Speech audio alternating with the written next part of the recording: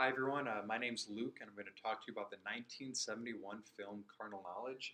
The film was directed by Mike Nichols and it follows two men and their perception of relationships and how that changes as they age from emerging to middle adulthood.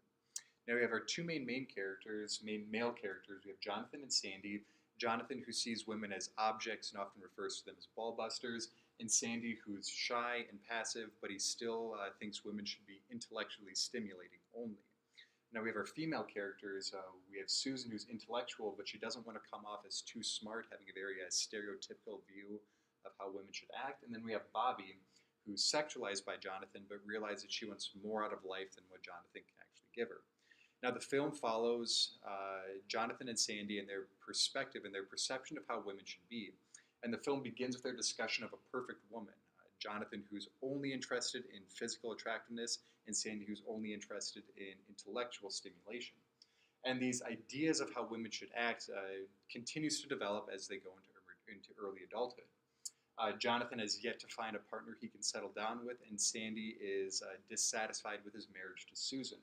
And both men, they're continually polarized as they go into middle adulthood, and at the end of the film, where they just can't reconcile their standards of how women should act with their realities, and they're continually dissatisfied and just unhappy with their lives. And with this, the directors are arguing that that neither of the two men are happy with the way that their lives are coming. That their idea of women is just unrealistic and it's unattainable to achieve happiness with those kind of standards. And with this, we can see with Sandy, he ends up divorcing Susan, and he ends up with an 18-year-old believing in free love and in new intellectual stimulation, but this is ultimately unsatisfying for him. And then we have this continued social disconnect again with Jonathan. He divorces Bobby and seeks pleasure and seeks the comfort of prostitutes just so they could tell him how great and how powerful he is. And really their ideas are just disconnected from reality. Now, Mike Nichols is brilliant with the way that he uses screenplay to portray this message. He conveys the idea and the polarization of Sandy and Jonathan through more than just dialogue. And one of the ways he does this is through this what I call a side-by-side shot. And it's used, it has a wide screen that's enough to include both men in the shot, and we can see them really interacting with one another. And the significance of the shot is that it demonstrates that both men are really the same, are really just different sides of the same coin. That although they have different personalities, they still objectify women in the same manner, and their idea and perception of how a woman should be is just irreconcilable with reality.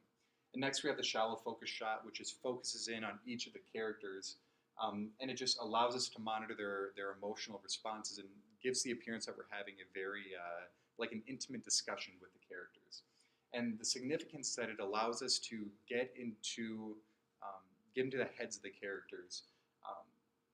It just allows us to further connect to them and further try to understand what they're going through and what they're feeling. Now, in the 1970s, we're just a time of social change. We have the continuation of the feminist protests and the sexual revolution. We have changing sexual standards and just changing what relationships really mean. Now, successes, the feminist movement in 1971 had incredible successes, and they were obviously unhappy with this film, especially with Jonathan's perception of women, again, referring to them as ball busters. And this film gave them just another reason to protest and to fight for social change. Now, the sexual revolution, we see emergence of the sexual revolution, especially in regards to no-fault divorces, where both Sandy and Jonathan have these divorces as they're just unhappy with their relationships. Now, the public really didn't know how to respond to this film. There was sexually explicit material that was shown, and the material was generally at odds with local standards. So we see this disconnect with how society is beginning to perceive what's acceptable and what's not. And this film actually makes it all the way to the Supreme Court, where a theater manager was arrested for distributing obscene material. And the court ended up ruling that although the film depicted nudity, it wasn't enough to be considered obscene. Now, this film in general it was extremely significant. It showed disconnect between men like Jonathan and Sandy and how they were struggling to come to terms with the new reality. It highlighted sexual changes and continued the need for feminism, and it further defined obscenity laws in the United States.